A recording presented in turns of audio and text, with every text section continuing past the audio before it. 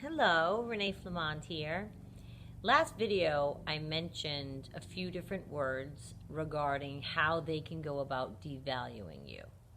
And I want to go over some of them and give them their own video. It's been a while. And we have some new people, so I'd like to talk about triangulation today. And tomorrow will be gaslighting, because I want to really delve into this so that we're all clear on how sadistic it is to do that to somebody.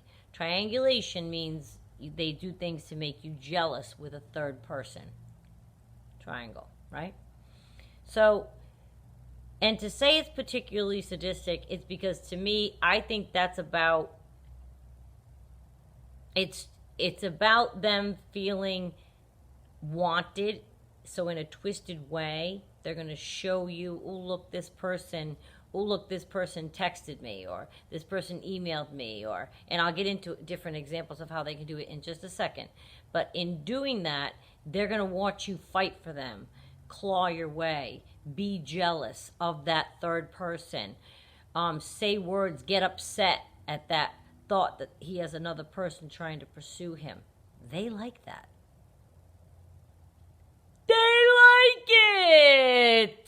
Can you imagine? Sadistic.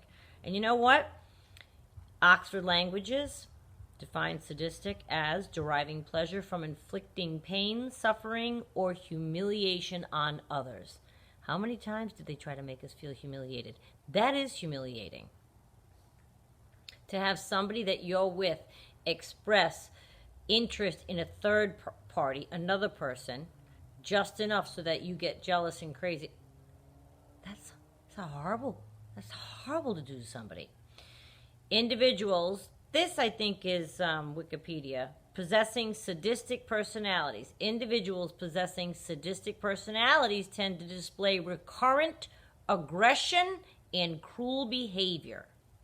Sadism can also include the use of emotional cruelty, purposefully manipulating others through the use of fear and a preoccupation with violence.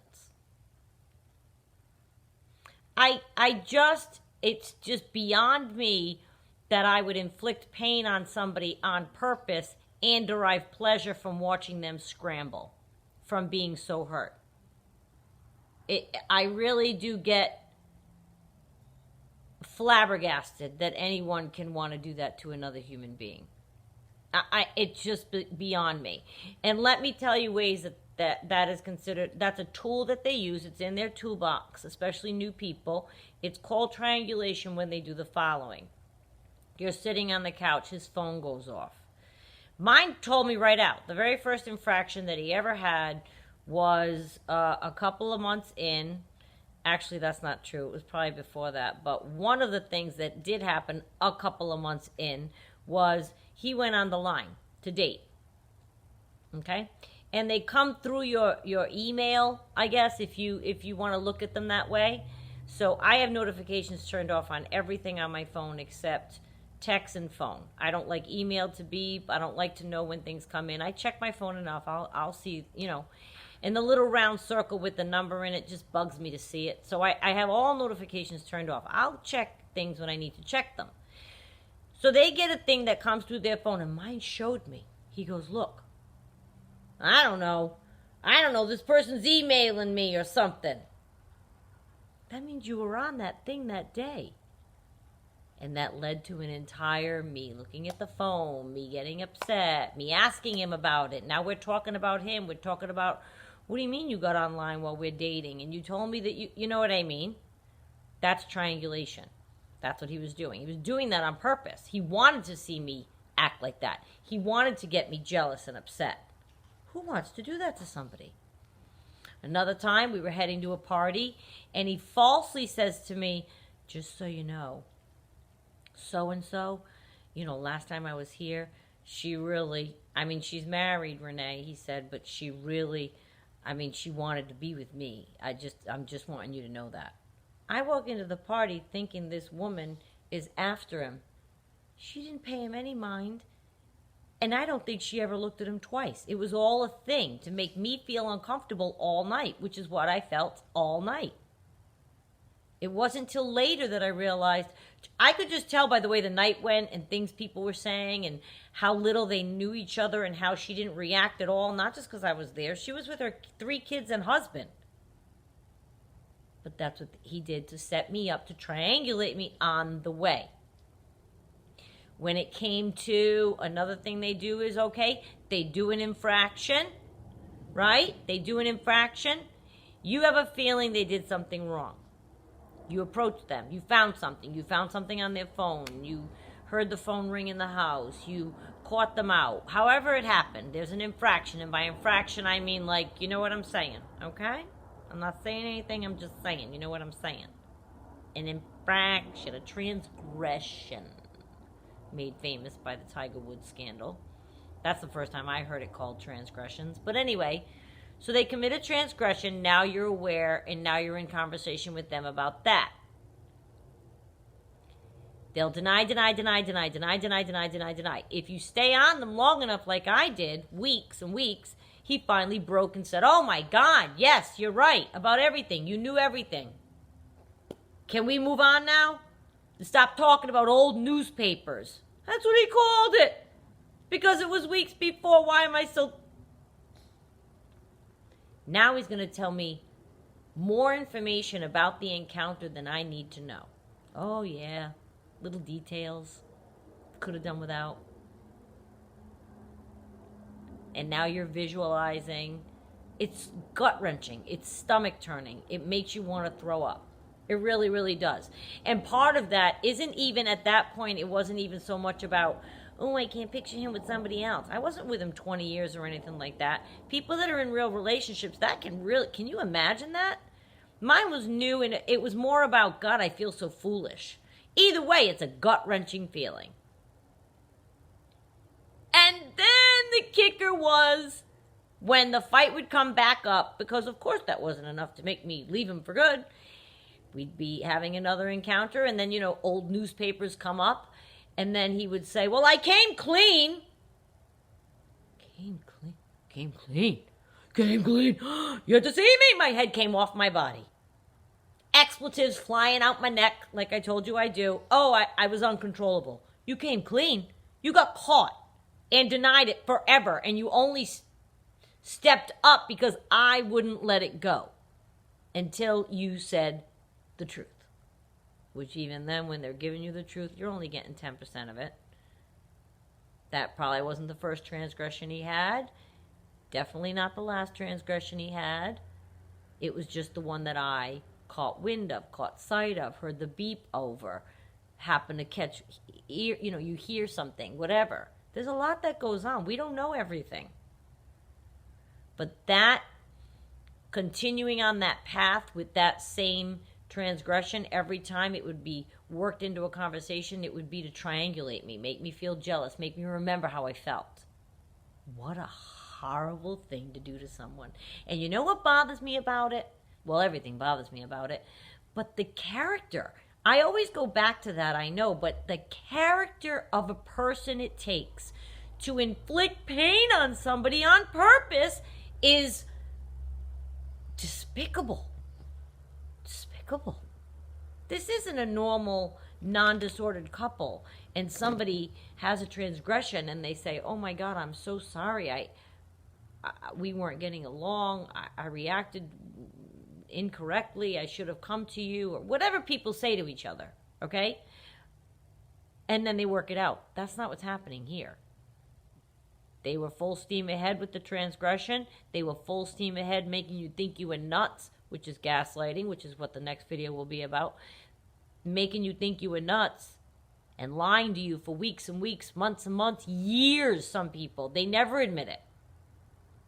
They have to go their whole marriage or their whole... never thinking that the story they know about Sally Mae is true. They know it. They know he knows it, but he still tells them they're nuts for thinking it. How dare you think that? Why would you think I would do that to you? That's gaslighting. But to get back to triangulation, they're deriving pleasure when they're inflicting all this harm on you. And I want you to understand that. It's not, oops, I'm so sorry I did that to you. I feel so bad I hurt you. It's inside, if they're feelings had a face, it would be like they're grooving on it. They dig it. They dig that they got you upset. They dig that you displayed such upsetness. They totally are into the fact that you're going to now claw your way back for them, do anything for them, say anything to win them over the other person with whom they triangulated you. Because now, especially like I said before, if you're a competitive person, or even if you're not like me, it's like you versus them. That's what he's put in your mind. So now you're going to bargain, say anything, do anything, promise anything, yell, scream, holler, cry, to win over the person. Why? Let the other person have them. If anyone triangulates you with a third, let the other person have them. I know it's easier said than done. Oh my God, I know. Oh my God, oh my God, oh my God, oh my God, oh my God, I know. Because I fell right into it every time. It's why I'm trying to talk to you about it takes the lowest character to try to hurt someone's feelings, get joy out of the fact that you caused them harm, not feel bad about it, not feel sorry about it, wallow in it, make you wallow in it, keep bringing it up, and keep doing it again and again and again. I gave you some examples of triangulation. There are many more of how they can do it. You could be out somewhere, and he could be flirting up a storm with somebody. That's triangulation. He's making you feel uncomfortable. He's making you feel you're sitting there alone while he's over there chatting up somebody. Yeah, that's not nice. He knows what he's doing. He's making you feel inferior, unwanted, unneeded. Sometimes you might even say to yourself, why did I even come tonight? He's not even staying with me. He's all over the place, all over this room. And I'm not saying you can't have a social person who flits about and you need to be attached at the hip all night. I'm not a person that needs to have someone attached at the hip all night. I can entertain myself. I have no problem with that. That's not what we're talking about here. We're talking about they go in the room, in the party, in the gathering, and pick out somebody who is competition for you, which means somebody that could be a romantic interest to them. They're not off in the corner talking to golf buddies. No, they're trying to triangulate you during the party, so now you are having a miserable time. And you're going to fight the whole way home, and they love it. They love it. They know you paid attention to them the whole night. And what does that do? If you have somebody triangulating you right in front of your face at a gathering, what does that do to you, the victim? You'll be miserable all night. You're fixated on them every second of the evening, which does two things, right? It keeps them knowing that they're going to keep working this because you're fixated, and it's working. You didn't dare go up to them and cause a fight in public. I would probably, though. I have, I think. I'm sure if I thought about it. No, maybe not. Maybe, I don't know. But I'm saying they know that you're going to be not having a good time, so they've controlled your emotions for the evening. They've controlled you being jealous over them for the evening. They've controlled the ride home, that now you're going to be upset and they get to fight with you. Don't forget, they get a charge out of this kind of stuff. It might be just what they're in the mood for. They're in the mood for this. Triangulation is a very, very sadistic behavior. It's a tool they have in their toolbox. And they don't, I don't think, know the word triangulation. I don't think that's what they know. And you know, the parent-child relationship isn't one I discuss a lot, but definitely a parental narcissist could definitely do this so easily with children. You play one off the other. Absolutely 100%. Play one off the other. Make this one think you're with this one. Make you jealous who's getting my company, or who did I do what with. A narcissistic parent can use children to triangulate each other. Sadistic. Who does that? For the love of Blanche, I don't get it. I would feel terrible if I thought I hurt somebody's feelings. Even if it were unintentional. It would be unintentional. I doubt that I meant to hurt someone's feelings on purpose. Unless I'm in a fight with somebody, I suppose. But then I don't really go for hurting feelings. I go for making my point. I'm not out to hurt someone's feelings. That would make me feel bad. That's where that would make me feel bad. Hi, baby. You know what I mean? And I just don't want you to get caught up in it. I want you to recognize the behavior. Don't clock it away as, oh, we just, he was like, don't isolate the behavior to think, oh, he did this at the party and he was talking to this girl, and allow yourself to say, oh, well, don't be upset. That party's over now. That behavior's in the past 3 days ago. He didn't really get together with her. But if he did that in front of you, that's triangulation, and that's the sadism. That is horrible. He's inflicting harm on you on purpose. And again, I'm going to say it again. I'm not talking about someone with a flirtatious personality who bebops around the room and talks to everybody. It's a very specific maneuver they're doing, and it is calculated to make you crazy with jealousy, crazy with envy over the person that they're bestowing their attention upon, you wanting to go home, you miserable, you not even having a good time at the gathering because now all you can think about is what he's doing in front of you. You're embarrassed. If they're that obvious about it in front of people, now you're embarrassed. It's mortifying because people see. Mine was overt. People could see what he was doing. And instead of just getting up quietly and getting home and ignoring the whole thing and never seeing him again, I'd fall right into it and fight. If you're still in it and you muster the strength, take an Uber home. Don't even say goodbye. If you know you're with a narcissist and they're triangulating in that way, that's something I could have done. I could have just gone home. Then my phone rings and where are you? I went home. I won't deal with that. Goodbye. Well, I'll be over it. No, don't come over. I'm done. That's what I would do now. If I encountered someone like this, say, and they slipped by me and I didn't catch that they're a narcissist right away, but then a month goes in, I'm hoping and praying and thinking that I'll catch them right away. But some are probably more clever than others, and I'm sure there are some that maybe could dupe the best of us, right? But a month in, if something like that happened, I wouldn't even say anything. I would just leave and say, no, you know what? I know the kind of character you are. I don't like it.